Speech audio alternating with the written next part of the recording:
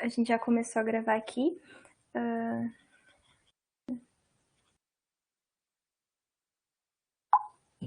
Está gravando. A gente só tá dando um tempinho pra esperar se vem mais gente, porque tá no horário do almoço ainda. Daí talvez tenha Ah, gente que se atrase. uhum. Mas a gente já Não, começa. 5 minutinhos que a gente inicia.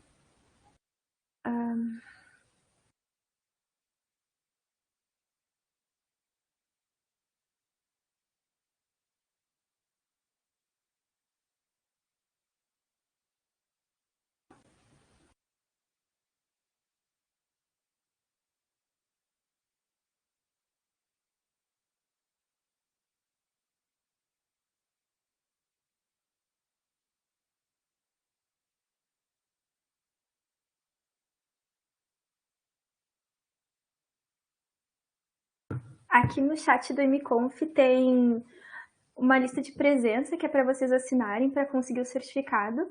E também, depois do mini curso, o Fábio vai enviar um material complementar que ele vai enviar a partir de quem assinar essa lista, tá? Então é importante que vocês coloquem. E eu vi que pediram ali no chat do YouTube o link do MConf, eu já tô pegando aqui e já envio. Já boto lá.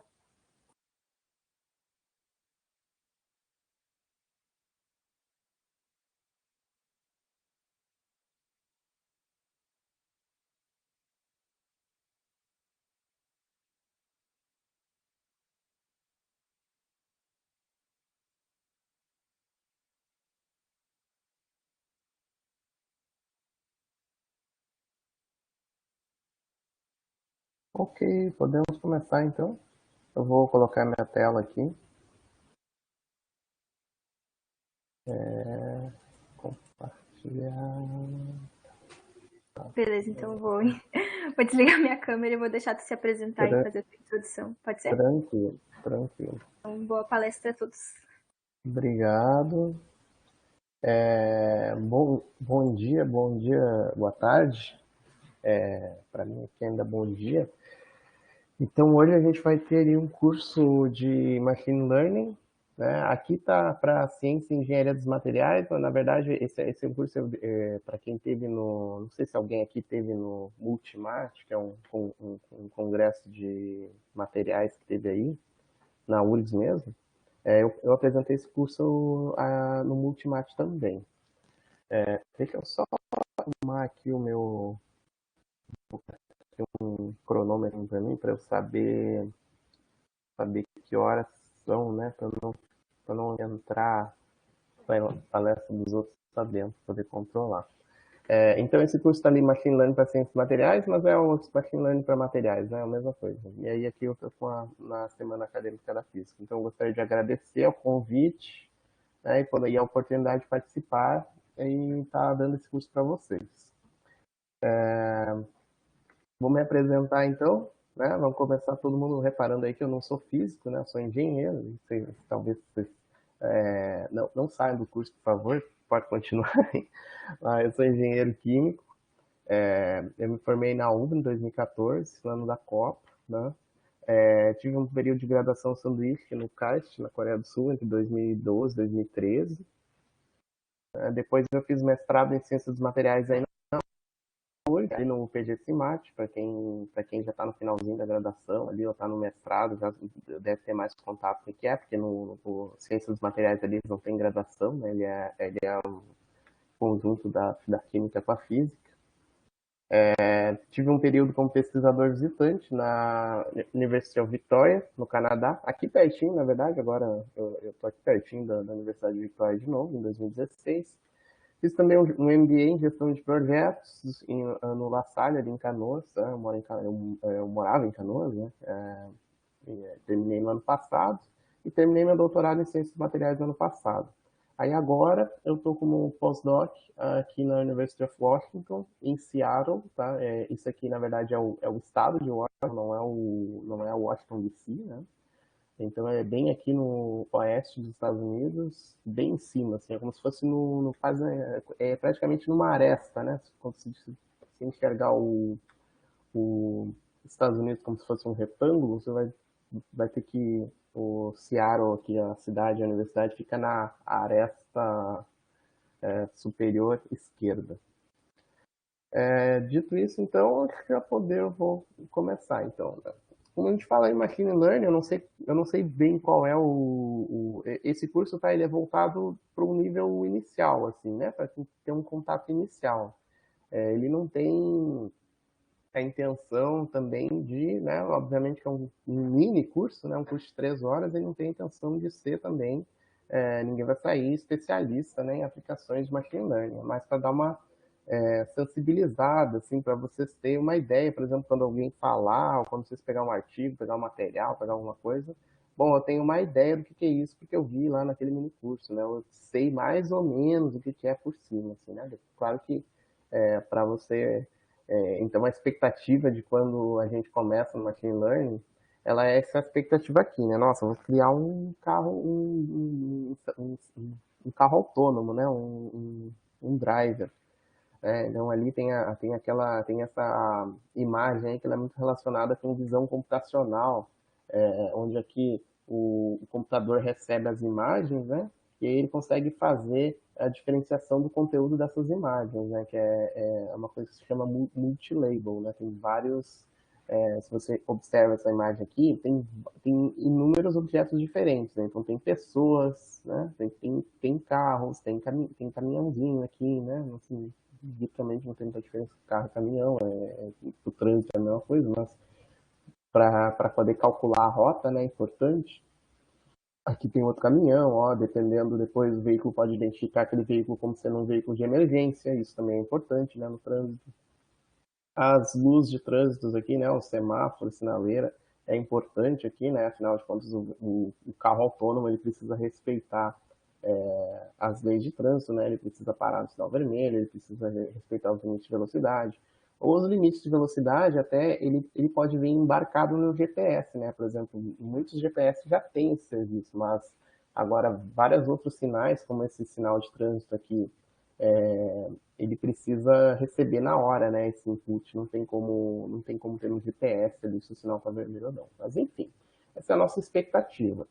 Quando a gente começa a estudar machine learning, a gente vê que a realidade ela é diferente, né? A gente começa num nível bastante básico. Esse aqui é um dos exercícios mais básicos que tem de machine learning, né? É a database Iris, né? Se alguém aqui já teve contato com machine learning, provavelmente já fez alguns exercíciozinhos dessa database, né? Uma database de medidas de flor, de violetas, né? E com base nas dimensões aqui da violeta, né?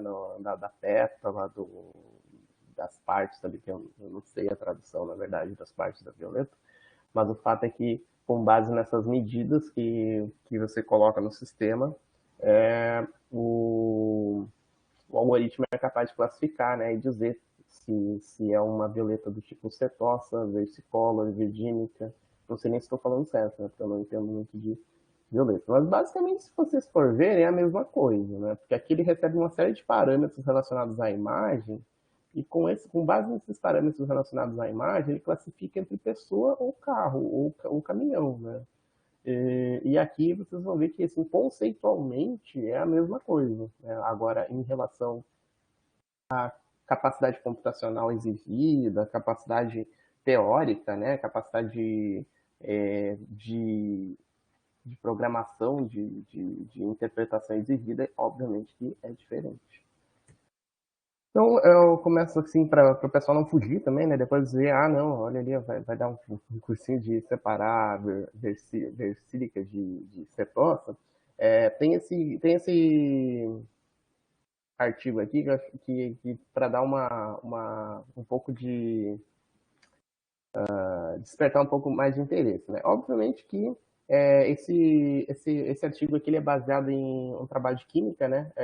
Acabou que boa parte do curso, assim, ele tem essa parte de química, tá? Mas eu não, obviamente que ele vai ter aplicações em física também, né? Esse trabalho é mais voltado para materiais, o curso como um todo, mas tem muitas partes de química, né? Afinal, materiais também tem muita coisa de química. E esse trabalho aqui ele foi publicado na Science em 2019, Ele é sobre uma plataforma robótica para síntese de compostos orgânicos relacionados com fármacos, né? E esses compostos são, o planejamento dessas sínteses são feitas pela inteligência artificial. Então você pode dizer, os químicos vão ser substituídos pela inteligência artificial, talvez não os físicos, né? Mas, na verdade, o conhecimento técnico ele precisa ser bem aplicado aqui nesse tipo de plataforma, né? Então, aqui, por exemplo, eles pegam uma base de dados de reações, né? Eles pegam centenas, milhares até de reações já realizadas para chegar nesses compostos, né? Compostos importantes para a indústria farmacêutica. E com base nessas publicadas, eles treinam então um algoritmo, né, que vai começar a sugerir rotas mais eficientes ou novas rotas, pelo menos, para conseguir chegar nesses mesmos produtos ou em produtos similares. Então, obviamente que no final das contas eles precisaram de auxílio um pouco de químicos, né, que ter essa experiência para selecionar ali algumas condições que são obviamente não vão funcionar, ou condições que podem gerar algum perigo durante a síntese, né? Então teve que ter um químico para filtrar. O que se fala muito na área de materiais aqui, principalmente em relação a desenvolvimento de materiais, que é o seguinte, né? A inteligência artificial vai ser muito usada, o machine learning vai ser muito usado para acelerar o processo de descoberta e de desenvolvimento de materiais ou de compostos químicos, mas não se fala muito em substituição, né? Porque quando a gente começa a trabalhar, quando a gente começa a ler sobre machine learning, a gente começa a ficar com medo de que ele vai nos substituir, né, no nosso trabalho. Depois que a gente começa a trabalhar com machine learning mesmo e tentar aplicar essas coisas para desenvolvimento de materiais, etc., a gente começa a ter a certeza que esse troço nunca vai substituir uma pessoa, porque às vezes ele entra em erros bastante bobos, né? Então isso é uma das coisas também para deixar bem claro. Um dos exemplos que eu estava falando antes é esse aqui, né? O bolinho Chihuahua. Inclusive tem várias páginas de memes de machine learning no Instagram que eles têm imagens sensacionais, assim, que o machine learning ele não consegue diferenciar. Um desses casos aqui, né? É muito difícil para o algoritmo machine learning diferenciar. Isso aqui é 2019, tá? Eventualmente já vão surgindo soluções para esses problemas, mas para ver como é um problema bobo. Qualquer um consegue saber o que é um bolinho e o que é um cachorro. Esse bolinho até tá parecido. Não, ele tá torto. Só que para o algoritmo de machine learning, o algoritmo de machine learning, tá? Ele não enxerga a imagem. Isso não existe para ele, essa imagem aqui. O que ele recebe é uma matriz, tá? Com valores numéricos aqui. Esses valores numéricos podem estar em números decimais normal, ou pode estar em hexadecimal, ou pode estar em binário. Não interessa. Ele vai receber uma matriz de números. E o que ele vai acontecer? Ele vai procurar aqui relações entre esses números, né? Olha, se olhar até meio de um certo ângulo, ele parece um cachorrinho. Ele vai receber relações desses números, né? E ele vai fazer, tipo, relações. Então, tem alguns que trabalham com derivada, tem alguns que trabalham com vários métodos. Depois a gente vai olhar mais alguns com calma. E aí, com base nisso, o que ele vê aqui? Ele vê uma região escura, ele vê, cachorro tem duas regiões escuras, que são os olhos, e uma região escura, que é o focinho, né? E aí, o bolinho também tem, basicamente. Então, esse bolinho ainda tem 3 regiões, né? Então tem 4 regiões. Então esse bolinho talvez fosse mais fácil de diferenciar, mas esse bolinho aqui talvez fosse bem difícil pro algoritmo diferenciar. A gente tem a capacidade de fazer essa diferenciação facilmente, porque o nosso cérebro, né, os nossos olhos, nosso cérebro, eles evoluíram durante 2 bilhões e meio, 2 bilhões de anos, né? Desde que era uma bactéria, desde que era um organismo unicelular, isso foi evoluindo, essa capacidade toda, ela está embutida na gente desde muito tempo. Agora, um algoritmo de machine learning, ele existe basicamente há alguns segundos, né, de treinamento, ou algumas horas de treinamento, dependendo do volume de dados. Então, é natural que certos aspectos sejam complicados, principalmente esses aspectos ligados às nossas capacidades naturais.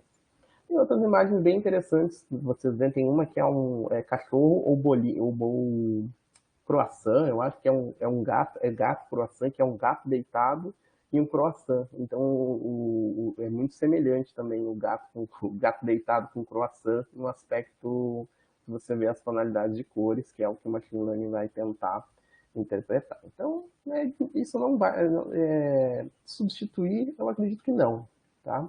Mas vai ser uma ferramenta muito importante. A mesma coisa, para mim, eu gosto de falar para o pessoal, eu fui o primeiro do meu grupo de laboratório a trabalhar com machine learning, né? Eu e uma bolsista de C também, mas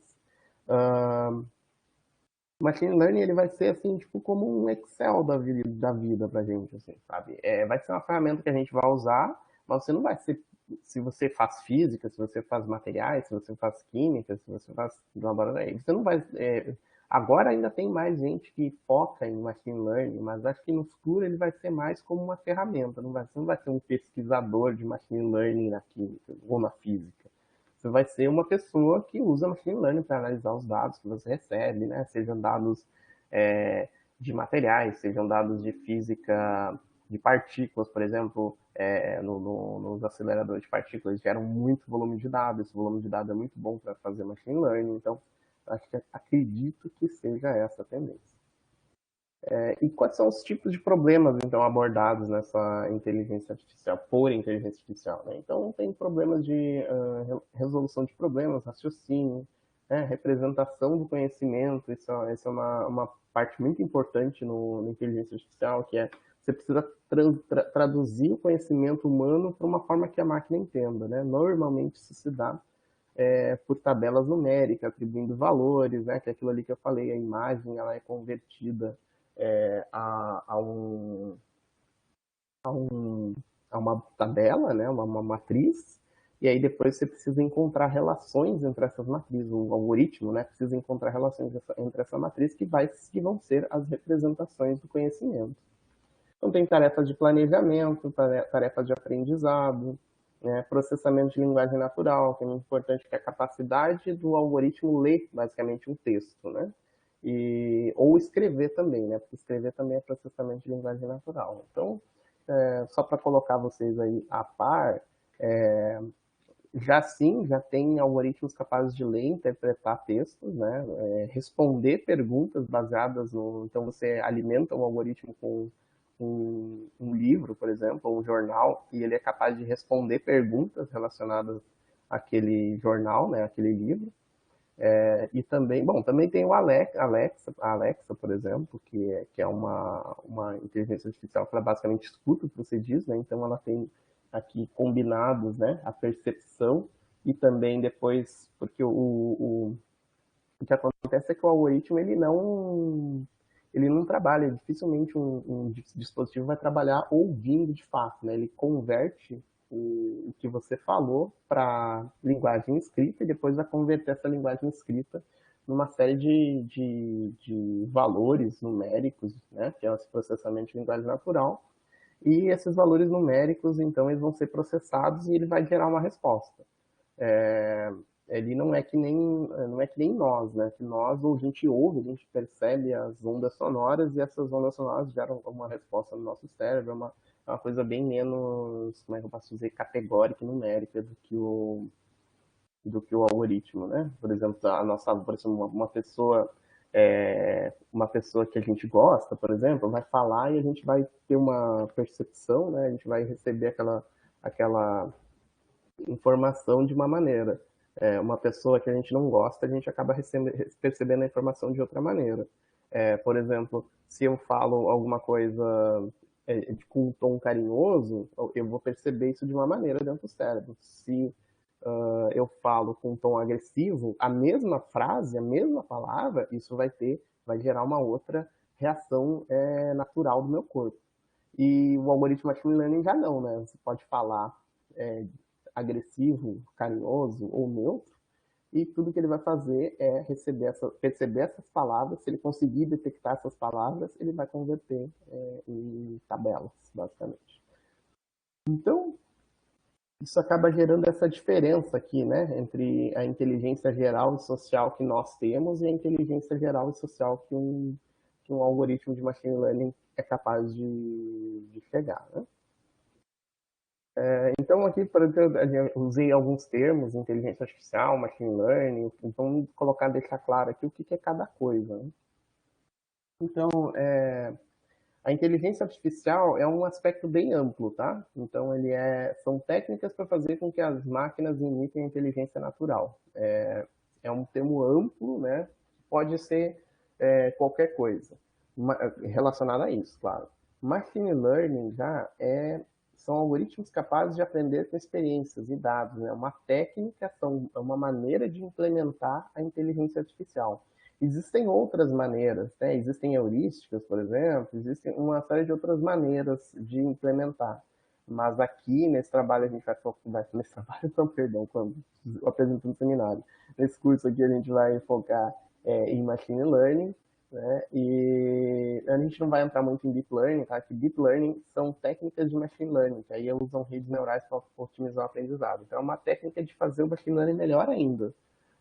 Mas hoje a gente não vai entrar muito, até porque esse curso tem uma ideia de ser mais inicial. Eu vou mostrar ali o que é Deep Learning, mas não vamos entrar em aspectos mais profundos. Quais são os desafios, né, do Machine Learning? Quando a pessoa, tu olha com essa cara, tu pensa, nossa, tá dando certo. Não, não tá, não. Então, a gente tem vários desafios em relação ao Machine Learning, tá? O primeiro delas aqui é quantidade de dados de treinamento insuficientes. E essa aí é típica, tá? Essa aí, eu não sei quantos de vocês já fazem iniciação científica, ou se já estão no mestrado. Quem está no mestrado já, ou quem já fez iniciação científica, sabe que é difícil conseguir dado experimental, né? Dado experimental custa dinheiro, custa suor, sangue, lágrimas, para conseguir. Por quê? Porque é muito raro, não, porque hoje até eu trabalho com estou começando a trabalhar com uma plataforma que gera muitos dados, mas a maioria de nós, a gente gera dado experimental com muito esforço, porque você precisa, às vezes, sintetizar ou fabricar uma amostra, você precisa preparar essa amostra, você precisa pegar essa amostra e colocar no equipamento, né? O equipamento tem que fazer uma medida, isso leva um tempo. Então, todo esse processo de gerar dados, né? E tempo é dinheiro também, né? O equipamento consome energia, o equipamento precisa de manutenção, o aluno precisa de manutenção também, o aluno precisa de energia, o aluno precisa se alimentar, né? Então, tudo isso custa, né? Querendo ou não, custa alguma coisa, né? Por mais que você já bota IC lá para fazer, né? Muita gente já bota IC lá para fazer, né? Isso tem o custo daquela pessoa que tem que ficar ali fazendo aqueles dados. Então, isso acaba sendo um problema para usar Machine Learning em ciências experimentais, né? Porque a gente não consegue usar Machine Learning se você tiver 4 amostras. Então, a gente precisa de muitos dados. Dados de treinamento não representativos, às vezes também isso pode ser um problema bem sério, né? Porque, principalmente quando a gente quer generalizar, e normalmente a gente quer, né? O que é generalizar? Eu quero fazer uma previsão. Eu quero, por exemplo, imagina que a gente vai fazer uma previsão, tá? Se vai chover ou não, baseado numa foto do céu. Tá? Tive essa ideia agora. Será que alguém já fez? De repente vou mandar isso para alguém. Mas imagina que a gente queira fazer isso, tá? A gente quer descobrir se vai chover ou não baseado numa foto do céu. Só que aí o que a gente faz? A gente tira foto durante... Já tem 13, a gente tira foto durante 80 dias, tá? 80 dias a gente tira fotos do céu e aí a gente tem a resposta, né? Se aquele dia choveu ou se não choveu. Agora, imagina que a gente começou a pegar esses dados no dia 1º de junho e terminou no dia 10 de agosto. O que vai acontecer com os nossos dados? É todos os dados de inverno, ou aqui no verão, né? Mas aí é todos os dados de inverno. A gente não tem dados de verão. Então, os dados de treinamento, eles não são representativos. E muitas vezes isso acontece na ciência experimental, principalmente porque, principalmente se a gente for trabalhar com dado já publicado, então acontece que os experimentos normalmente reportados aí são aqueles que deram certo, né? Então você só tem dados de que gerou, sei lá, você está trabalhando com nanopartícula, você só tem artigo que gerou nanopartícula muito bonito, muito maravilhoso. mas você não tem aqueles dados que deram errado, então isso pode prejudicar. A gente tem também aqui baixa qualidade dos dados, tá? Isso em relação a, por exemplo, no nosso exemplo de tirar fotos do céu para ver se vai chover ou não, a gente pode usar, sei lá, você está usando a câmera frontal do celular com baixa resolução, alguma coisa desse tipo. Ou, em caso de ciências experimentais, como a física experimental, por exemplo, você pode ter um dado muito ruidoso, né? Então, daqui a pouco você tem, ou com muita variação, né? Então, daqui a pouco você tem, por exemplo, uma análise, você tem dados muito ruidosos, isso vai ser um desafio para o machine learning, porque o machine learning aprende o que está nos dados. Se você põe ruído, ele vai aprender ruído. Features irrelevantes aqui, features são características, tá? São variáveis, né? Então, às vezes, por exemplo, a gente recebe uma base de dados com muitas variáveis que são irrelevantes, aí a gente precisa ir eliminando aquelas variáveis. O que a gente pode colocar como variável irrelevante, tá? Vamos colocar um outro exemplo, não sei quantos de vocês gostam de futebol, tá? Um exemplo de feature irrelevante seria a cor da chuteira do jogador de futebol, para tentar prever o desempenho desse jogador, né? Você tem aspectos da chuteira que podem ser importantes, né? Como, por exemplo, aspectos relacionados à geometria da chuteira, para ver se vai ser confortável no pé do jogador, para ver se ele vai conseguir desempenhar bem, aspectos relacionados à altura das travas, coisas desse tipo. Mas definitivamente a cor da chuteira não é relevante. E quando você coloca features irrelevantes na base de dados para tentar fazer as predições de machine learning, né, você pode acabar tendo problemas, né, porque isso confunde mais o algoritmo do que ajuda. E aí depois a gente tem o famoso overfit e underfit, que a gente vai discutir um pouquinho mais para frente. E como é que a máquina aprende, né? Como é que esse processo ocorre, né? Como é que a gente pega os dados e trabalha com eles? Basicamente, a gente vai ter aqui, ó, os dados que você vai entregar para a máquina, tá? Normalmente, como é que são esses dados? Eles são tabelas. Normalmente, eles são tabelas. Eu, particularmente, trabalho mais com tabelas. Então, eu tenho tabelas com as propriedades do material para tentar prever, por exemplo, vamos dizer que eu queira prever a resistência mecânica, né? Por tensão de um material, né? Resistência mecânica. Eu posso receber lá propriedades, né? Como as coordenadas da célula unitária, então o materialzinho cristalino ele vai estar ali, eu posso receber o número atômico, as ligações, posso receber esse tipo de dado, e com base nesse tipo de dado eu vou gerar uma tabela, né, de vários materiais diferentes, com várias resistências mecânicas diferentes, para trabalhar nessa predição. Esses dados não precisam, eles acabam sendo tabelas, por exemplo, se for a imagem, essa imagem vai ser convertida numa tabela de novo, né? E cada valor ali vai corresponder à localização de um pixel. Eu vou receber essas tabelas, né? E aí o que eu vou fazer? Essas tabelas vão ser um conjunto de dados, né? Então, digamos que cada coluna vai ser uma característica diferente daquele material. A coluna final lá vai ser a propriedade que a gente quer prever. Estou mexendo com a mão aqui, vocês não estão vendo. A coluna final vai ser a propriedade que vocês vão querer ver, né? Prever, né? E a gente vai ter, cada linha vai ser uma observação diferente, de um material diferente que a gente está adicionando à nossa base de dados. E a gente vai fazer uma divisão, né? A gente vai dividir aqui os dados em dados de teste, a gente vai separar uma parte desses dados para fazer o teste, e a gente vai separar uma outra base de dados aqui para fazer o treinamento do algoritmo. O algoritmo ele vai treinar, tá, nessas bases de dados. Tá? Quando diz treinar, o que ele vai fazer? Ele basicamente vai ficar procurando associações que ele consiga representar aquele conhecimento. Né? Ele vai treinar nessa parte aqui, numa parte da base de dados, que normalmente essa parte aqui tá, em torno de 60%, 70%, tá, dos dados. E ele vai ter uma partezinha de validação, né, que é normalmente 10%, aí fica 10%, se usar um k-fold de 10, aí vai ficar em 10% aqui.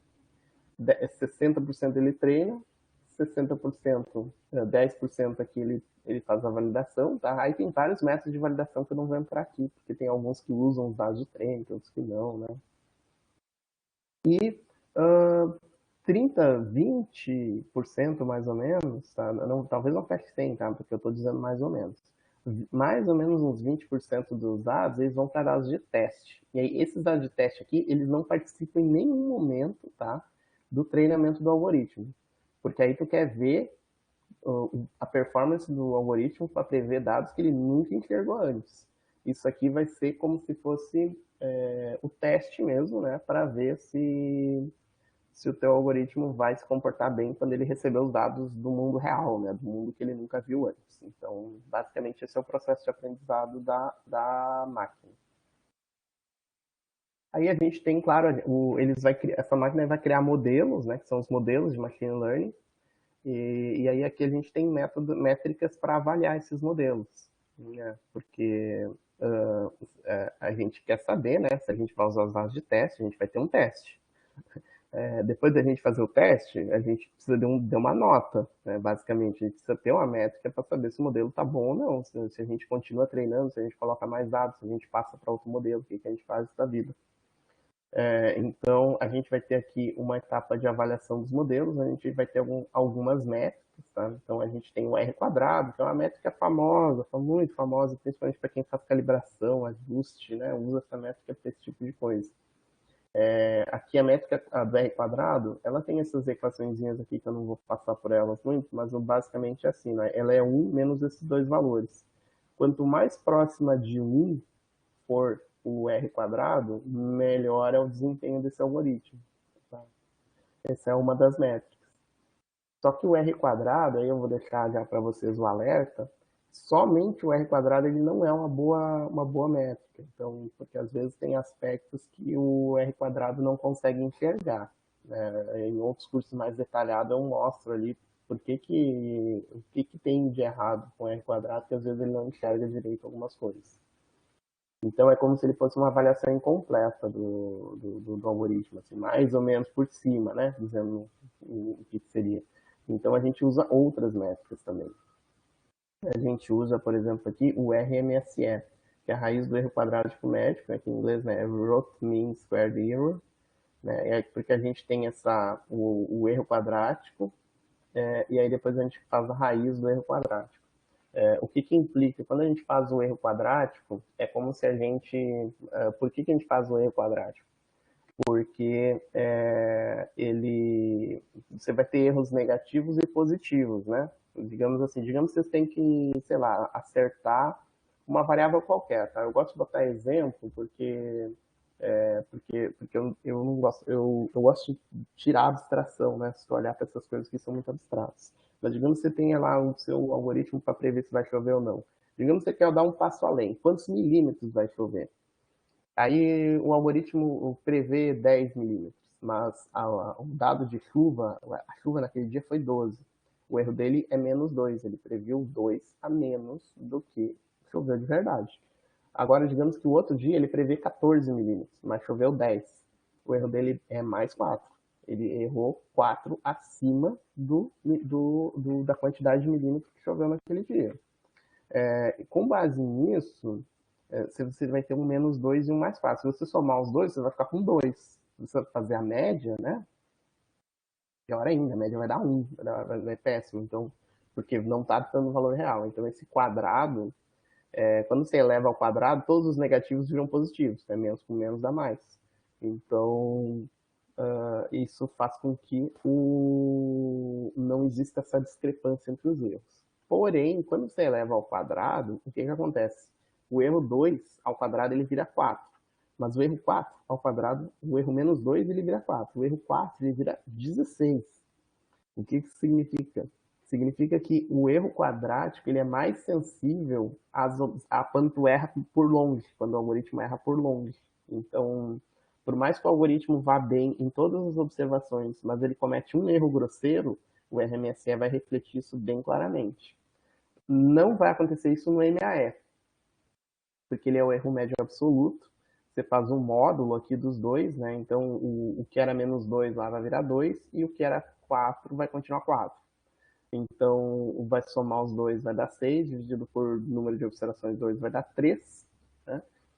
Então, o MAE, ele vai ser menor do que o RMSE se o algoritmo estiver cometendo menos erros grosseiros. Por isso que eu coloco essas três métricas aqui, porque elas se complementam, né? O R quadrado vai dizer quão bem o algoritmo explica aqueles dados. O RMSE vai dizer se ele está cometendo muitos erros grosseiros. E o MAE vai te dizer como é que está o desempenho dele ao longo de todos os dados. Então, com essas três métricas aqui, você consegue ter uma boa visão de como é que está o modelo funcionando. Aí a gente começa a chegar em alguns probleminhas que pode acontecer com o algoritmo, né? Um deles, existe uma coisa chamada trade-off entre viés e variância. Trade-off é uma relação de custo-benefício, né? O que acontece? Quando você vai modelar um sistema, você vai criar um algoritmo. Machine Learning nada mais é que você modelar um sistema, né? Você vai ter que criar, o computador vai criar um modelo, né, que representa um sistema real. Você pode ter essas quatro situações aqui, né? Essas situações aqui, para quem fez instrumentação, vai conhecer isso aqui como precisão e exatidão. Só que as imagens elas são semelhantes, mas a base dela é um pouco diferente, tá? Mas então aqui você tem viés e variância. Quando você tem um alto viés, o que é viés? O que é bias? Né? É a preferência. Né? Então aqui dá para ver, por exemplo, que o algoritmo tem uma tendência, ele tem uma preferência a jogar as previsões dele para o alto e à esquerda. Né? Então ele tem um deslocamento aqui em eixo X e um deslocamento em eixo Y. Esse deslocamento dele ele é sistemático. É o que chama erro sistemático em instrumentação. Em instrumentação você corrige isso aqui com um coeficiente. Em machine learning não é muito recomendado fazer isso. Em machine learning é mais fácil tu trabalhar em cima do teu modelo. Mas isso é uma situação de alto viés e baixa variância. É uma situação típica de overfit. Depois a gente vai falar um pouco nisso. Nessa aqui, a gente tem aqui uma situação de baixo, de alta variância e alto viés. Essa situação aqui é a pior possível, né? Porque essa aqui ainda tem como tentar, né, algumas formas de mudar o algoritmo para ele chegar no mais perto possível desse ponto aqui. Essa aqui, ela tá uma bagunça, na verdade, né? Tem dados espalhados por tudo, né? E ainda por cima tem um alto viés. Então, além de estar espalhado, está deslocado. Então, realmente é complicado. Essa aqui é a situação ideal, né? Baixo viés, baixa variância, mas já adianto para vocês que ela é muito rara, né? Modelos complexos, raramente você vai ter essa situação. E essa situação aqui é baixo viés, mas alta variância, então acaba também complicado nesse sentido de conseguir fazer boas previsões. No gráfico, isso aqui se representa dessa forma, ó. O viés, né, ele tende a diminuir com a complexidade do modelo. O que é a complexidade do modelo? É você adicionar features que descrevem o comportamento desse modelo, tá? Então, você vai adicionando, por exemplo, eu faço muito, né, de síntese, então, por exemplo, você vai adicionando dados da síntese ali, né? Temperatura, tempo de síntese, concentração de um reagente, concentração do outro reagente, se tem catalisador, qual a concentração do catalisador. Você vai adicionando features aqui que tentam explicar o teu sistema. Só que quanto mais features você coloca, mais complexo vai ficando o seu modelo. E aí, por essa complexidade aqui, você vai aumentando também aqui algumas... o modelo vai ficando mais complexo, né? Você vai reduzindo o viés, porque, por exemplo, se eu começo a simplificar algumas features, sei lá, por exemplo, essa mesma reação, né? Eu coloco lá só a temperatura, tempo de reação, concentração de um reagente, concentração de outro reagente e tento ver a formação de produto, né? Quando o produto foi formado.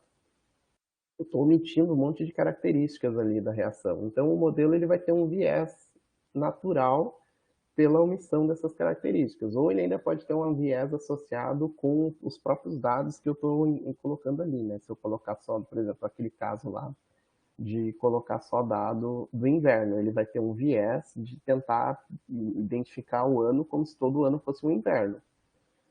Então, quando eu começo a adicionar features para descrever o sistema, ele vai reduzindo esse viés. Né? Só que a variância ela também vai aumentando, porque ele começa a ter muita característica para combinar, para descrever o sistema. Então, a variância do modelo ele vai aumentando. O que é a variância? A variância é as previsões, o quanto elas podem variar de acordo com mudanças nos dados. Então, por exemplo, o modelo de machine learning lá que a gente quer prever a chuva, ele só prevê 10, 10, 8, 10, 8, 8, 10, 11. Se ele só vai fazendo previsão assim, ele tem uma baixa variância, né? Mas tem um alto viés. Agora, se ele prevê 2, 19, 0, 48, ele vai prevendo assim, ele vai tendo uma alta variância. O problema é que se no erro, né? O problema está no erro, por exemplo. Se ele erra, por exemplo, digamos que o algoritmo ele sempre erra por 10, por exemplo, o erro dele é 10, 8, 10, 8, 10. Ele está sempre errando numa direção e sempre numa mesma quantidade. Mas se ele erra, por exemplo, uma hora ele erra por 2, ele acerta no alvo, de repente ele erra por 100, né, que é um erro muito grande para volume de chuva. Isso pode fazer com que a gente esteja nessa região aqui de overfit. Então, o ideal no machine learning é trabalhar nessa região central aqui, né, entre o underfit e o overfit, né, que é essa região aqui onde o erro total seria o menor possível. Então, essa é basicamente a situação de idealidade. E aí, aqui tem umas explicações do que é. Eu escutei algum barulho. Deixa eu ver se... Não, acho que não é relacionado aqui. Se for, alguém me avisa. Então, a gente tem aqui uma situação de overfit. Vamos explicar o que é. Então, underfit, ó, a gente tem uma distribuição de dados aqui, tá? Uma variável x e uma variável y. Uma variável x, perdão, e uma resposta y. E aí a gente tem aqui vários dados aqui mostrando uma tendência, né? O underfit, ele pegou simplesmente traçou uma reta aqui no meio. Dá para ver claramente que ele não identificou certas tendências, né? Mas ele traçou uma reta. O overfit, ele tentou aqui, ó, ele tentou que a linha encontrasse todos os pontos e ficou doido, basicamente, né? E o just right, que seria o que a gente quer, né? Seria que ele encontre uma tendência, tem um pouco de ruído, tem um pouco de resíduo nos dados, mas a tendência ele conseguiu encontrar. Ó. Então, essa é basicamente o que a gente quer. Isso é na parte de regressão, né? Aqui, para classificar dois dados diferentes. Então, aqui a gente tem um traço, né? O underfit seria um traço de uma linha reta, perdendo alguns dos pontos azuis, passaram para o outro lado. O just right seria aqui encontrar uma linha suave, né? Que identifica todos os pontos. E o overfit seria tentar citar perfeitamente. Então, sempre que ele tenta se ajustar perfeitamente aos dados, ele está, na verdade, na situação de overfit, né? Que não é uma situação desejada. Um exemplo, o melhor exemplo de explicar overfit é essa imagem aqui, né? Imagina uma cama, tá? Uma cama projetada para um algoritmo de machine learning, e aí ele recebe dados aqui e ele descobre que essa posição aqui é a posição que as pessoas mais dormem, né? Então, o algoritmo criou essa cama aqui, só que as pessoas só podem dormir nessa posição. Se a pessoa virar de posição, ela cai da cama. Então, basicamente, isso aqui é uma situação de overfit. É a melhor maneira que eu vi de explicar o overfit. Então, agora a gente vai passar para uma parte aqui onde eu falo sobre os tipos de machine learning. A gente até já deu uma comentadinha ali, classificação, regressão. Mas a gente basicamente tem aqui, são 3 tipos, tá, de machine learning principal. O aprendizado supervisionado, tá, que eu, por exemplo, trabalho mais com essa parte supervisionada, onde a gente vai ter aqui algoritmos de classificação, onde ele vai classificar entre 2 classes, entre variáveis categóricas, né? Não sei se vocês conhecem variáveis categóricas, mas basicamente vai responder resposta de sim ou não, ou fazer classificação entre grupos. Então, depois a gente vai entrar ali nos exemplinhos. Tem algoritmos de regressão, onde a gente vai tentar encontrar uma resposta numérica. E o que é básico sobre os algoritmos supervisionados é que eles recebem dados para eles treinar naqueles dados e tentar encontrar relações naqueles dados que eles receberam para treinar para os próximos eventos. O aprendizado não supervisionado, já eles não recebem respostas, né? Eles recebem dados iguais, tá? Só que eles tentam fazer clusterização, tentam encontrar relações entre esses dados. Então, umas delas são clusterizações, são reduções de dimensionalidade, né? Tentar resumir algumas features desse material. E no aprendizado por reforço, a gente tem aqui tomada de decisão e aprendizado com erros também, que é uma forma importante, tá surgindo cada vez mais coisa aqui nessa área. Então, explicando aqui o aprendizado não supervisionado, né, você recebe essa base de dados aqui, né, com dados referentes a laranjas, melancias e uvas. O algoritmo, ele não sabe aqui, ó, resultados desconhecidos. Não existe nesses dados aqui nenhuma resposta se isso aqui é uma laranja, se isso aqui é uma melancia, se isso aqui é uma uva. O algoritmo ele vai trabalhar aqui no sentido de fazer classificação. Então, ele pode, por exemplo, encontrar aqui 3 grupos diferentes. Coincidentemente, né, de acordo com as características, vão ser, né, os 3 grupos diferentes que existem aqui são laranjas, uvas e melancias. Mas você pode pedir, por exemplo, tem algoritmos que você pode pedir grupos, você pode pedir 5 grupos, por exemplo. E aí, nesse caso, ele poderia achar, por exemplo, laranja, uva verde, uva roxa, melancia pequena e melancia grande, por exemplo. Tá? Ele poderia fazer essa classificação, porque aqui não existe resposta. Então, se você pedir 2 grupos, ele vai tentar achar uma relação aqui. Então, provavelmente ele vai achar um grupo de uvas e um grupo de melancias e laranjas, que são frutas redondas. Né? A uva já tem formato de cacho. Né? Então, basicamente, ele vai fazer assim. Os principais algoritmos dessa linha aqui são o K-means, né? Hierarchical Cluster Analysis, Expectation Maximization, né? Isso para clusterização. E tem também para redução de dimensionalidade, né? Então tem o PCA, tem o kernel PCA, né? Eu não vou entrar em muito detalhe, porque a gente está numa forma mais inicial, né?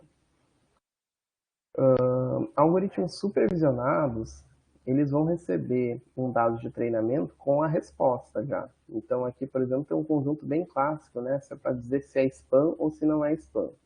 Então ele recebe milhares de e-mails, né? Esses e-mails são e-mails de treinamento, né? São e-mails que são reais, mas que as pessoas, né, que forneceram para esses algoritmos. Eles fornecem todos os dias, né? E o algoritmo treina, né? Então ele vai classificando aqui o que não é spam, né? O que não é spam tem o vizinho, e o que é spam tem a bolinha de proibido, que é a bolinha cortada. Quando a gente vai lá e coloca ali naquele e-mail, isso não é um spam, a gente está dizendo para o algoritmo, opa, aqui, ó, esse cara aqui, ele mudou a resposta, ele era vizinho, agora ele era bolinha aqui, né? Agora ele é vizinho, então ele pode retreinar o algoritmo para fazer classificações corretas. E aí, cada vez que você recebe um e-mail, esse e-mail é uma interrogação, né? A gente não sabe se o e-mail é spam ou não é spam. O algoritmo não sabe. Ele vai ler o e-mail, né? O e-mail vai passar por esse algoritmo e ele vai detectar. Então, tem algumas features, como, por exemplo, o número de linhas, as palavras usadas no e-mail, né? O endereço do e-mail, né? Tem o tipo, tem várias coisas que vão contribuir para o algoritmo identificar se é spam ou não é spam. Aqui, por exemplo, tem o e-mail lá do príncipe nigeriano que tem $1 milhão para receber, ele já consegue identificar ali naquelas palavras que aquilo ali se trata de spam, por exemplo. Regressão já é um pouco diferente, embora o conceito seja o mesmo. Você tem um valor numérico, né? E aí você vai tendo aqui, ó, valores numéricos ao longo de uma característica X. E aí, quando o algoritmo recebe um novo valor, né, ele vai usar o conhecimento que ele aprendeu com esses outros valores, né, que aqui provavelmente vai ser uma função, ele vai ter uma função aqui, e ele vai estimar qual que é o valor da resposta para esse novo exemplo aqui, né? Ele vai estimar um valor. Aqui ele vai estimar uma classe. Então, os principais algoritmos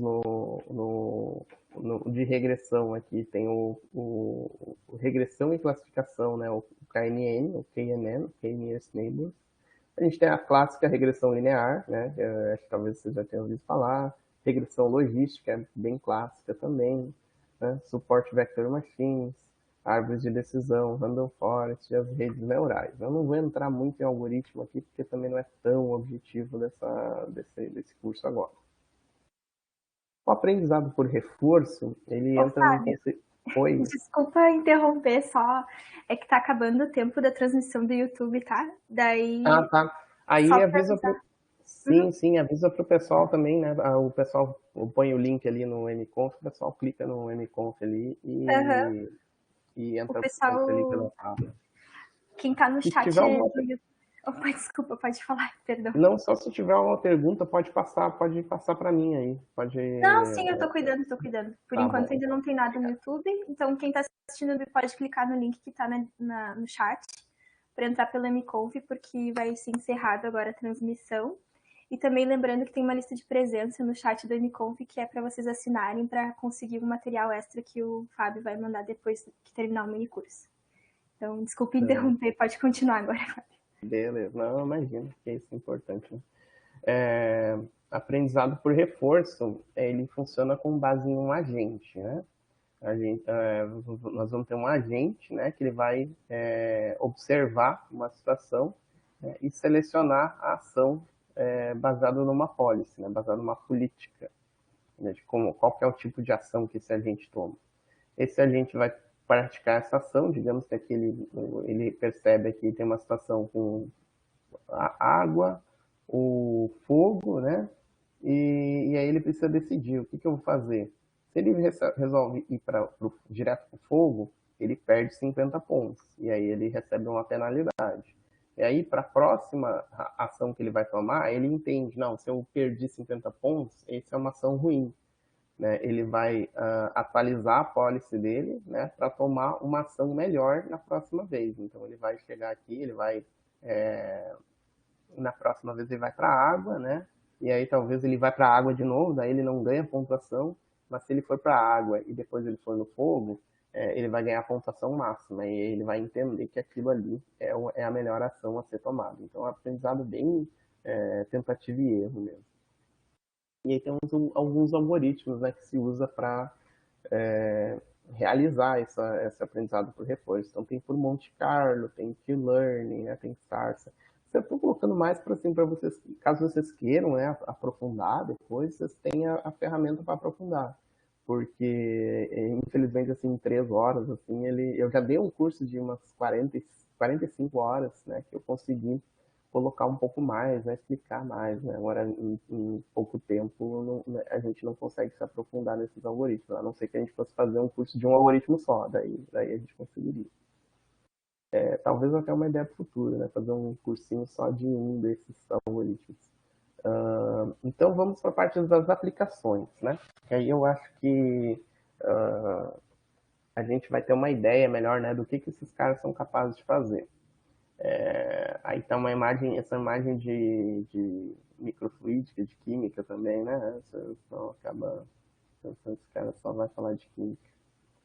Esse trabalho aqui foi um trabalho publicado da minha tese de doutorado, na verdade até foi antes do doutorado. É um trabalho que eu fiz durante o doutorado, né? A ideia dele tem esses materiais chamados Quantum Dots, que eu não sei se vocês conhecem, mas deveriam conhecer. Se vocês não conhecem, eu sugiro que vocês deem uma olhada. Tem uma página na Wikipédia no Brasil, que, aliás, eu traduzi, mas tem uma página na Wikipédia, que a última vez que eu vi ela estava organizadinha, então ela estava mais ou menos bem organizada quando eu trabalhei nela. Tem muito material, tem muita coisa que vai sair nessa área de Quantum Dots aí nos próximos anos. A comunidade de física em Quantum Dots ela é bem forte, bem ativa, então pode ser uma área interessante para vocês trabalhar, tanto como pesquisa, né, iniciação científica, mas também em empresas, né, tá surgindo muita empresa fora do Brasil, né, mas está surgindo bastante empresa relacionada a Quantum Dots. Acho que no Brasil ainda demora um pouquinho, assim, pelo menos para ter uma coisa grande assim, em relação a Quantum Dots, mas e eu digo em termos de empresa, mas fora do Brasil está surgindo bastante coisa, então é oportunidade. Esse algoritmo que a gente fez aqui, esse trabalho que a gente fez aqui, a ideia é tentar prever o tamanho dos pontos quânticos, né, desses quantum dots, com base nos parâmetros de síntese, né, que o pessoal usa para fazer.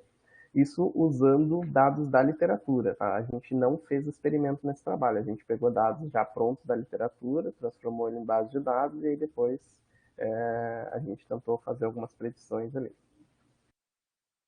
Então a gente tem aqui os the predictors, né, os preditores. Então olha como uma síntese, uma síntese química, né, ela tem um monte de parâmetros. Ó. Então ela tem a temperatura de injeção, de crescimento, né, qual é a fonte de metal, qual é o sal metálico que usaram, qual é a quantidade molar, concentração, porque às vezes a quantidade molar não, porque se o total se usar mais solvente diminui a concentração. Qual calcogênio, para quem não sabe o que é calcogênio é aquele grupo da tabela periódica antes dos halogênios lá, oxigênio, enxofre, selênio, telúrio, o outro não importa porque ele dura 10 segundos, alguma coisa desse tipo. Basicamente é os quatro, né? Oxigênio, sulfur, enxofre, selênio, telúrio, e o outro realmente nem me vem à cabeça porque ele não importa muito. Então, qual foi o tipo de calcogênio que usaram, né? Porque às vezes tem uns compostos de enxofre mais complexos, outros menos complexos. Então, um monte de coisa, né? Não vou ficar entrando em cada linha aqui para explicar, né? E no final de tudo isso aqui, né, tem o diâmetro. Então, que é o que a gente está interessado em descobrir qual que vai ser, né, a nossa resposta. Então, aqui tem um gráfico bem típico, ó, eu usei um algoritmo chamado Random Forest, tá? Que é um algoritmo bastante robusto, né? Não é dos mais avançados, ele é bem antigo, mas ele é bem robusto. Então, aqui a gente faz uma comparação ó, dos valores em azul, tá os valores preditos, em Bordeaux, aqui, Grenache, tá os valores reais. Né? Então, a gente consegue ter uma ideia de como é que está funcionando o algoritmo. E aqui a gente tem ó, valores observados e valores preditos. Então, essa linha aqui é o 1, né? Representa a relação 1, ou seja, que o valor real é igual ao valor predito. Aqui dá para ver que ele está em volta, né, aqui dos valores, ele apresenta alguns erros, né, claro, mas ele consegue apresentar aqui um desempenho até satisfatório, considerando uma random forest. Outro algoritmo também, né, até muito semelhante com o Random Forest, baseado em árvore também, mas mais robusto ainda, que é o Gradient Boosting Machine. Tá? Então aqui, como eu disse, eu não vou entrar em detalhe porque a ideia era um curso mais introdutório. Tá? Talvez no futuro a gente consiga organizar aí uns cursos mais específicos, a gente vai discutir aspectos do Random Forest, aspectos do Gradient Boosting Machine, ajustar os parâmetros ali para fazer ele funcionar melhor. Mas não é o... Eu sei porque às vezes sempre tem gente, né? Eu já dei curso anterior, diz, eu esperava que fosse discutir mais os algoritmos. Infelizmente, acaba não dando tempo, né? Porque a gente acaba sendo um só durante um único tempo, né? Uma única linha temporal, onde a gente só consegue atender uma necessidade. E aí, nesse curso aqui, essa necessidade está sendo mais do pessoal, né? Machine Learning e também mostrar aqui como é que funciona, né? Qual o potencial para ser usado. Então aqui a gente tem o diâmetro real, né? Em Bordeaux, Grenache, cada hora eu falo uma cor diferente. E em azul tá os observados. Né? Eu não sei por que eu não coloquei outra cor. Porque eu não quis colocar vermelho, porque tá feio. Aqui a gente tem também, né, a gente vê que eles estão se acumulando bem aqui ao longo dessa linha aqui, alguns erros, ó, aqui esse é um erro bem representativo, né, bem significativo aqui, né, mas as outras observações, a maioria, todas ao longo dessa linha. Obviamente que esses aqui são dados de teste, tá, gente? Esses aqui não são dados, o algoritmo ele não treinou nesses dados, esses dados são daqueles conjuntos de teste, como eu falei naquela divisão lá para vocês. Se coloca em conjunto de treino, aí fica tudo lindo, aqui, fica tudo na linhazinha aqui, né? Só que aí são dados que ele já tinha visto antes, daí é óbvio que ele vai acertar. E também usei um algoritmo de Deep Learning aqui, né? Aqui dá para ver que ele teve uma performance bastante interessante aqui, ó. Dá para ver que ele tem ao longo de vários diferentes tamanhos, ele consegue acertar, tem um pouquinho de erro aqui, mas também ele consegue fazer um desempenho razoável. Depois aqui tem algumas, a gente criou alguns mapas, tá? Porque o que a gente quis fazer? A gente quis fazer o seguinte, vamos tentar prever, usando a temperatura de crescimento do material, né? Do ponto quântico, e o tempo de reação, a gente tentar prever o tamanho, para tentar criar um mapa, assim, ó, baseado em uma condição de reação, a gente tem um mapa de como é que os tamanhos das partículas vão se comportar se a gente mudar o tamanho, o tempo e a temperatura de reação. Então a gente tem aqui alguns exemplinhos aqui de como é que o tempo e a temperatura vão afetando o diâmetro dessas partículas, né? Não vou entrar muito em detalhe, mas vocês podem aqui encontrar no artigo, né? Depois mais para frente ele vai aparecer, se você estiver pesquisando, vocês, por favor, citem o artigo, né? A gente precisa. Agora, tem um outro trabalho, esse trabalho é do grupo da professora Elsa Olivetti, no MIT. Ele é sobre retirar insights da literatura sobre o crescimento de materiais. E ele é muito baseado em Natural Language Processing. Então, você tem aqui, né, o input, a linguagem natural. A linguagem natural, basicamente, é isso aqui, tá? O que está escrito aqui no artigo. E aí eles vão, né, criando aqui uma série de etapas no processamento de linguagem natural, tokenização, né, análise de sintaxe, análise semântica. Tem aqui também um sistema específico, né? Então, uma série de etapas, e aí a ideia é conseguir retirar automaticamente as condições de síntese dos artigos para gerar uma base de dados. Aquela mesma base de dados que eu fiz ali no trabalho anterior, só que aquela ali foi manual, né? A gente teve que ler o artigo e anotar tudo. Esse aqui, eles querem dar um passo maior, né? Eles dão um passo maior, que é fazer isso automaticamente. E eles analisaram aqui, ó, se vocês forem ver o abstract, cadê meu mouse? Aqui. Eles analisaram 12 mil manuscritos. Então, imagine, é impossível um ser humano, dois ou três, fazer isso em 12 mil artigos. E eles conseguiram chegar nesses gráficos aqui, ó, que eu acho muito da hora isso aqui, porque são tendências que você nunca conseguiria ver esse tipo de tendência analisando 10, 20, 40, 80 artigos. Você precisa dos 12 mil, você precisa de 12 mil até demais, né? Mas você precisa de mais de 100, mais de 200 artigos para conseguir enxergar esse tipo de tendência. Aqui, por exemplo, eles conseguem ver, eles fazem calcinação de óxidos, de nanopartículas de óxidos, né? E aí eles conseguiram identificar aqui, ó, tendências que as temperaturas de calcinação dos óxidos binários, que é, por exemplo, aqui titânio, alumina, óxido de zinco, sílica, féria. Para quem não sabe, isso aqui é TiO2, Al2O3, ZNO, SiO2, CeO2, sério, né? Sério O2. Elas são mais baixas do que as temperaturas dos óxidos com vários elementos, tipo ternários, quaternários e pentanários. Aí isso diz um óxido com dois metais, três metais, que é quaternário porque é ternário, porque é dois metais e oxigênio. Quaternário, três metais e oxigênio. Pentanário, quatro metais e oxigênio. esses óxidos aqui têm temperatura maior. E aí eles fazem toda uma explicação termodinâmica do porquê. Não vou entrar em detalhe aqui, porque não é um trabalho sobre termodinâmica. Aqui também, né, tem tempo de reação, né, eles fazem reação hidrotermal. Para quem não sabe o que é reação hidrotermal, você pega todos os sais, bota dentro d'água, fecha dentro de uma autoclave, controla o pH, lógico, tem esse tipo de controle de pH e tal, mas basicamente pega todos os sais, bota dentro d'água, controla o pH, fecha dentro de uma autoclave, tá, que é um reator metálico assim, ó, imagina que essa caneca aqui é um troço de metal grosso, grande, pesado.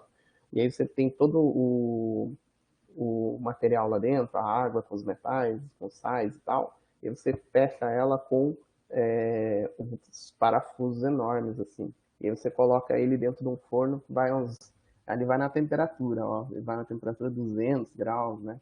E isso aqui gera muita pressão. E aí a reação acontece ali para formar as nanopartículas.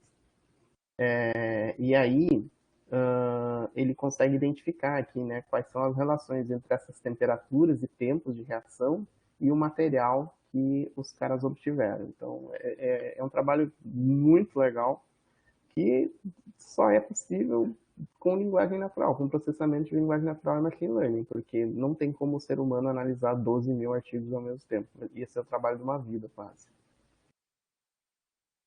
E aí, cara, encontraram mais tendências aqui, né? Encontraram, por exemplo, que quando você usa diferentes concentrações de NaOH, né, o hidróxido de sódio, soda cáustica, você pode formar nanopartículas ou nanotubos, né? Então, ao longo disso, dá para plotar um mapa, né, dos que foram nanopartícula ou nanotubo. Enfim, um trabalho muito interessante. Outra forma aqui, também, né, com Quantum Dots, encontrar condições ótimas na síntese de Quantum Dots, né? Esse cara aqui, esse pesquisador aqui, o Edward Sargent, ele é da Universidade de Toronto, no Canadá, e ele é um dos caras mais foda. Não pode falar essas palavras, né? Isso é um negócio acadêmico, não pode. Ele é um dos pesquisadores mais relevantes na área de ciência dos materiais e pontos quânticos, né? Principalmente para células solares e pesquisa em energia.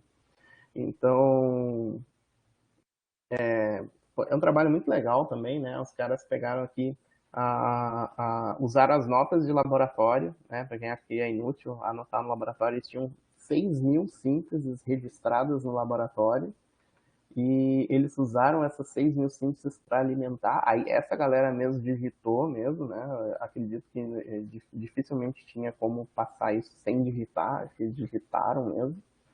E aí eles fizeram aqui, né, uma relação entre a temperatura da síntese, tá, e a quantidade de oleato de chumbo que eles usaram, porque os pontos quânticos que eles avaliaram aqui foi o sulfeto de chumbo.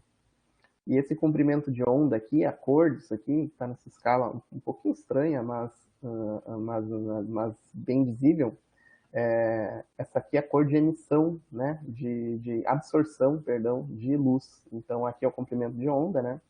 E aí aqui, se vocês já tiveram aquelas aulas de eletromagnética, vai ver lá que o comprimento de onda menor, né, é uma energia maior, e aí aqui é um comprimento de onda maior, uma energia menor. E aí assim ele consegue selecionar em qual comprimento de onda o ponto quântico vai absorver luz, né, e vai transmitir essa energia para a célula solar.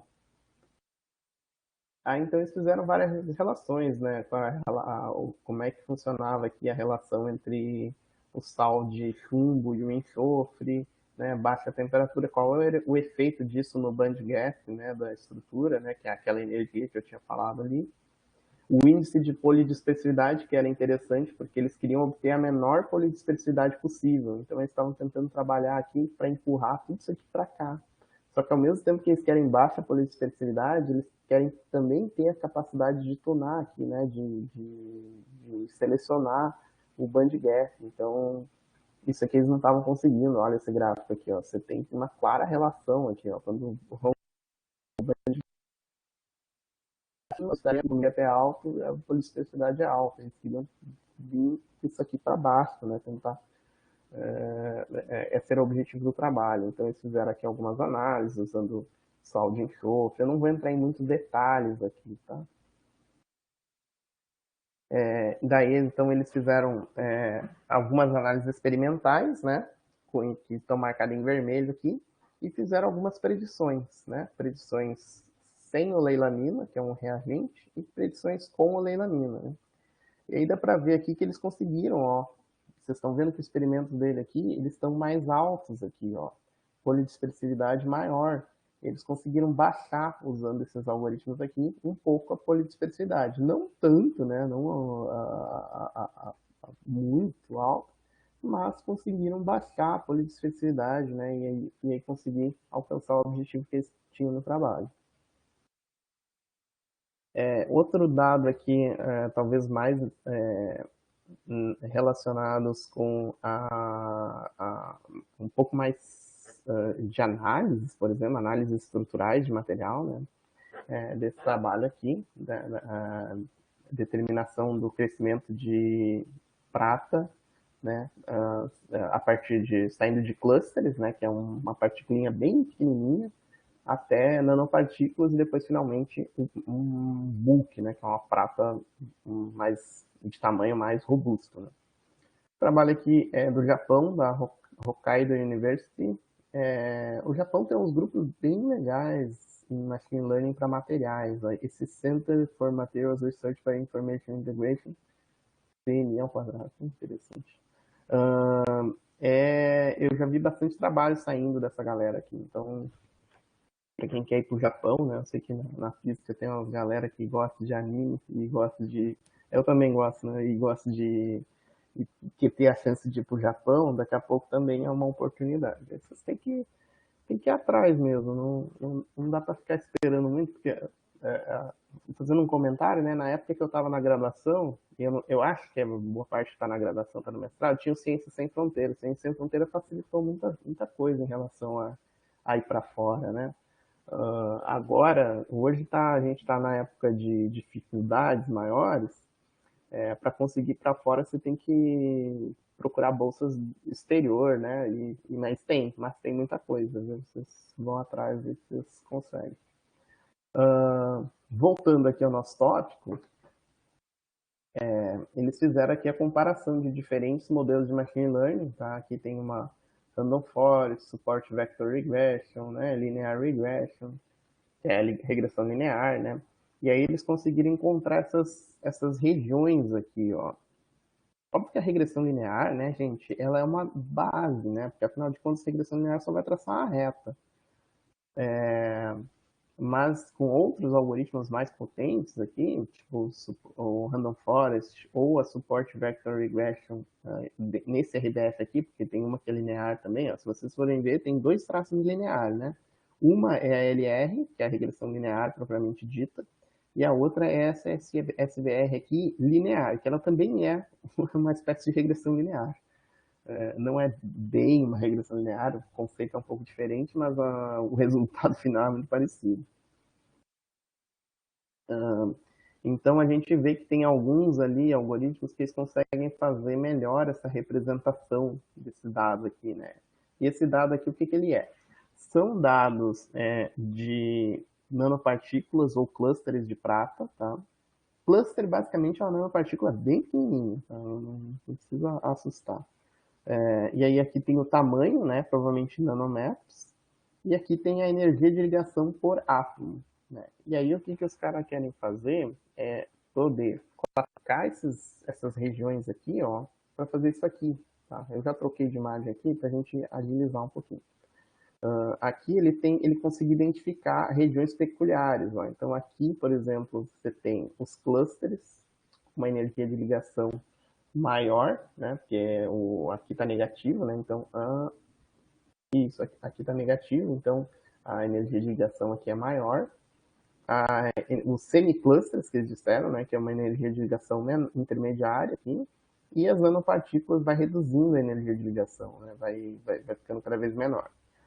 Para quem tem uma noção assim de termodinâmica, vai saber que sempre composto que tem energia de ligação maior, ele é mais instável, né? Então resulta que os clusters são mais instáveis termodinamicamente, os semiclusters estão ali no meio do caminho e as nanopartículas são mais estáveis. Então, à medida que a nanopartícula vai crescendo, ela vai se estabilizando. Né? Isso vai dando subsídio, né, para poder estimar outras relações em relação ao crescimento de nanopartículas.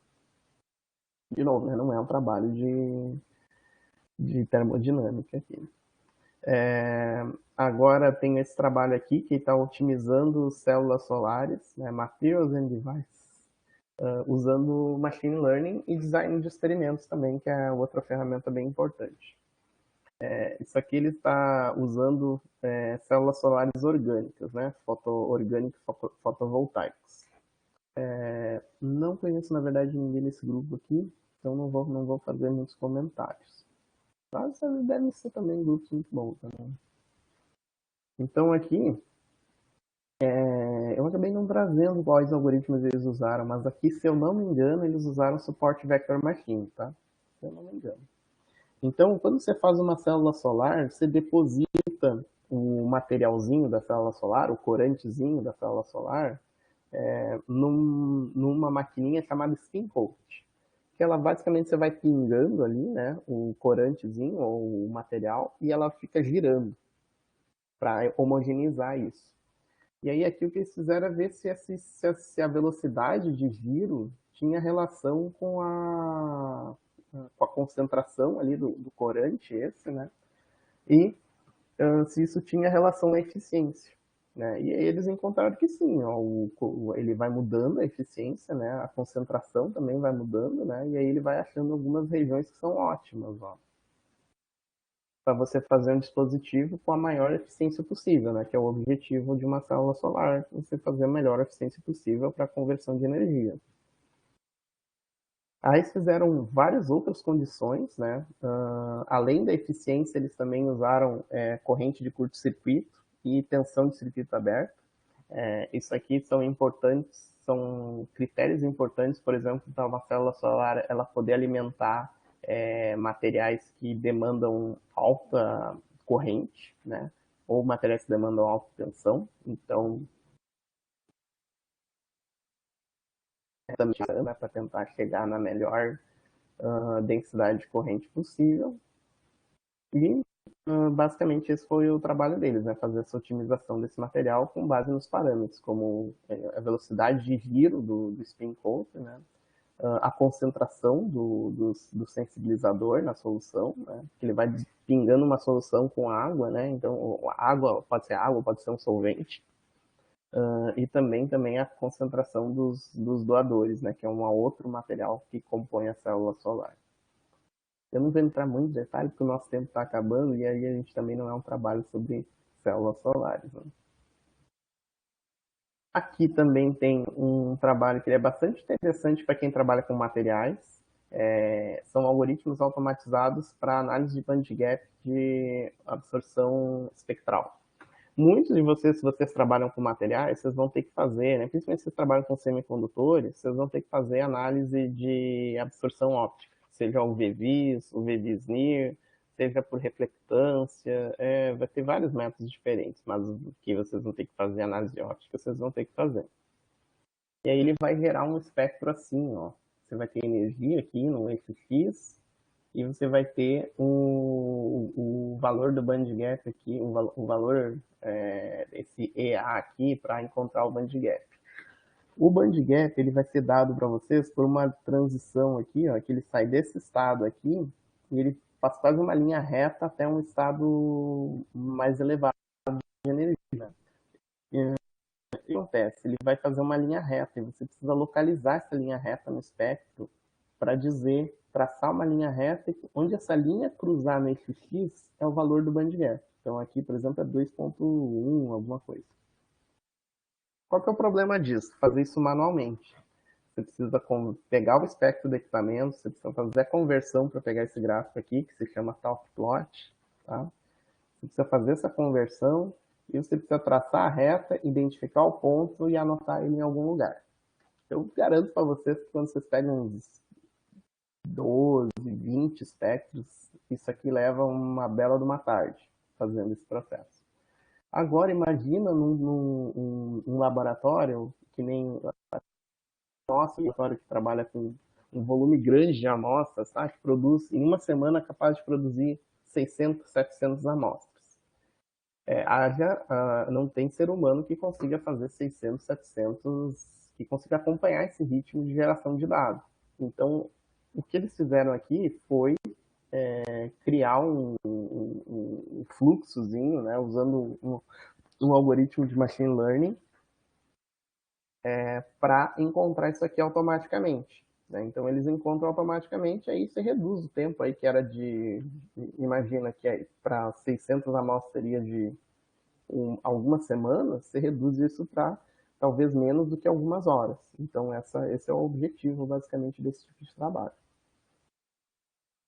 Aqui tem outras condições, tá? Eu não vou entrar muito aqui, eles usaram um algoritmo de regression splines, né, que são um outro tipo de algoritmo também de machine learning, de tratamento de dados, mas eu não vou entrar em muitos detalhes, né, até porque, na verdade, esse trabalho eu uso como exemplo, porque eu nem lembro muito bem, eu sei o objetivo geral dele, como é que ele funciona, mas o detalhezinho, assim, eu já não lembro mais, infelizmente.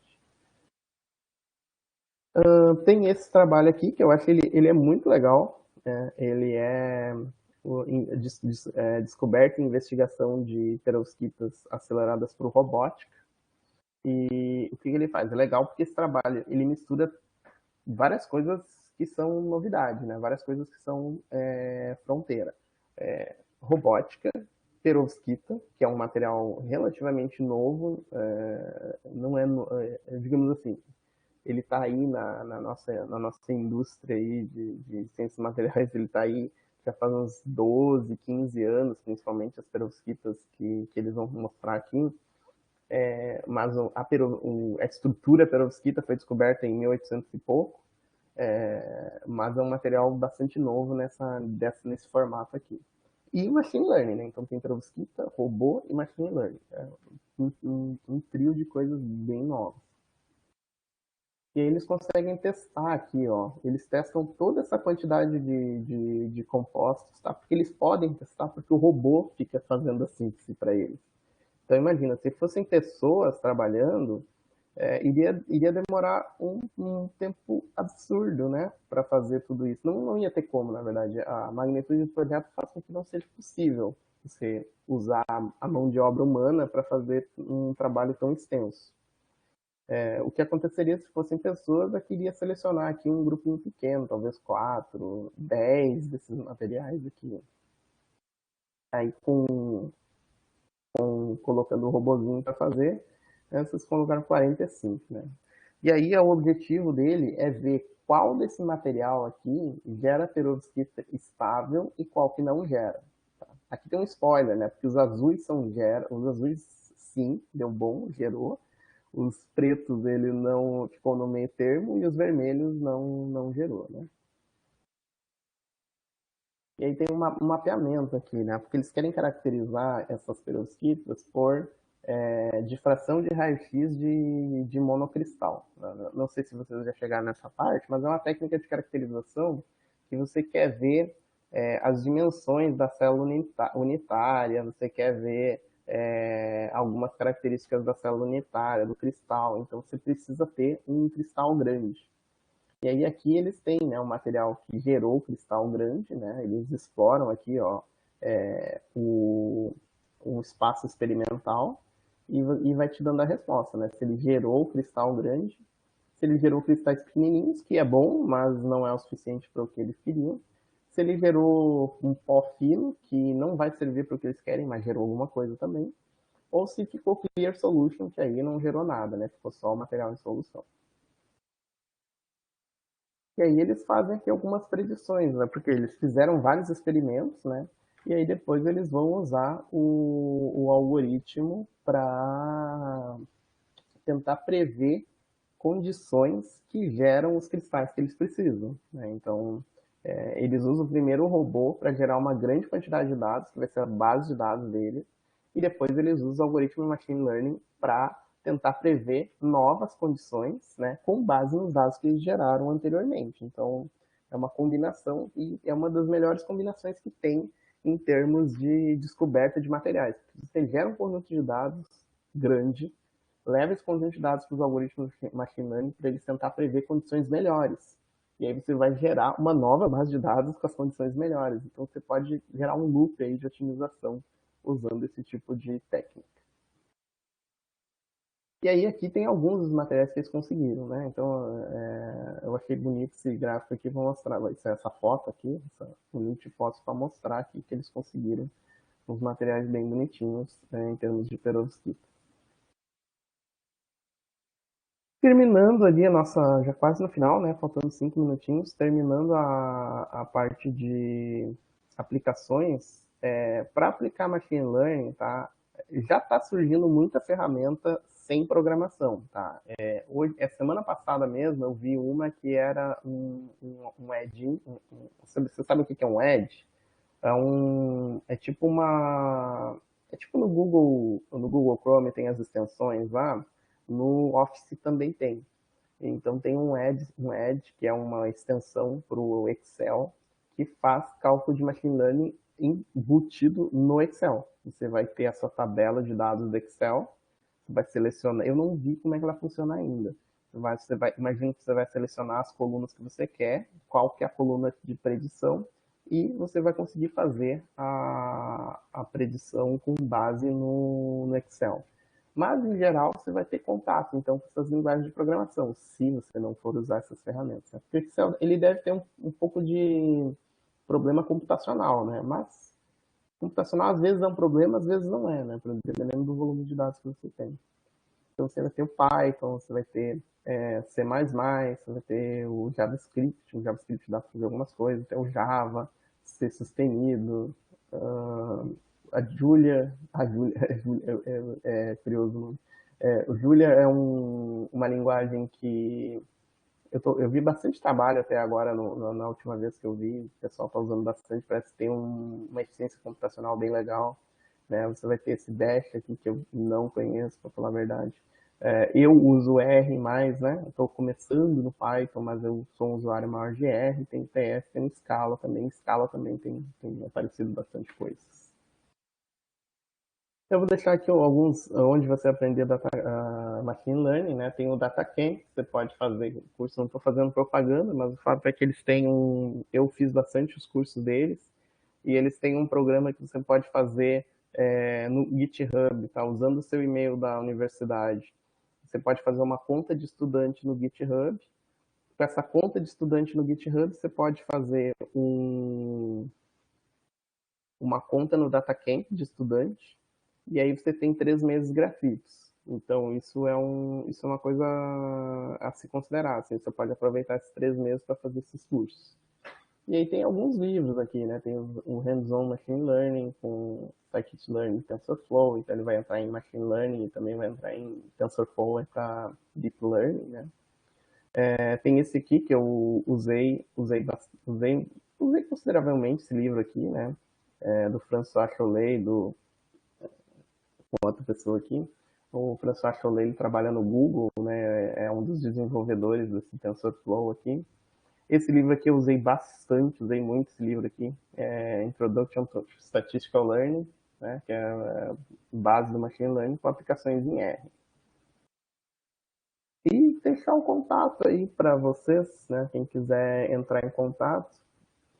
Eu dava alguns cursos de Machine Learning mais extensos, mais específicos, agora com essa mudança eu, por enquanto, não consegui tempo mais de dar um curso maior, mas se vocês quiserem mandar e-mail, mandar mensagem, mandar no Twitter para perguntar onde é que eu faço, como é que eu faço essa conta de estudante no GitHub. Isso aí eu posso ajudar vocês, posso mandar algumas coisas para vocês.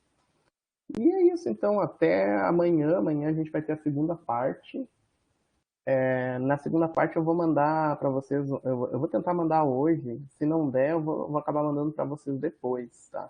Umas instruções ali, também a gente vai ter uma demonstração, vou fazer uma demonstração, e aí vou mandar umas instruções de como é que baixa o R, como é que faz as instalações do pacote ali, para a gente fazer os nossos primeiros testes em Machine Learning. Então é isso. Obrigado pela atenção aí de todo mundo. Deixa eu voltar aqui para a tela. Espero que tenha dado certo, né? Parar compartilhamento. Aí. Então, obrigado pela atenção de todo mundo. É, e é isso, então. Vocês têm alguém, se tem algum organizador que vai fazer aqui algum. Pô, Helena, me ajuda aí. Tô chegando também. Então é Muito isso, obrigada aceita. pelo tempo, Fábio. Tô ansiosa para amanhã para ver o que tu vai mostrar pra gente. Se tu quiser me passar as coisas para eu enviar pro pessoal antes do mini curso amanhã, Uhum. pode me enviar. Eu Tá, só vou queria passar. dizer. Bom, pode falar, pode falar. Não, não, vou passar, só confirmei. Ah, tá bom. E daí, quem tiver interesse agora tá tendo uma palestra com a Júlia Jaconde, a Matemaníaca, no YouTube. Eu vou colocar aqui o link caso alguém queira assistir. E se vocês querem continuar aprendendo sobre, é só clicar aí e aparecer lá. E acho que era isso. Até amanhã, Fábio. A não ser que alguém tenha alguma pergunta. Se alguém quiser, pode ligar o microfone, pode falar.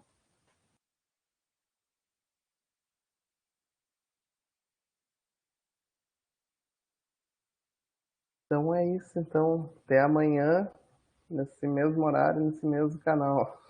Tchau, tchau.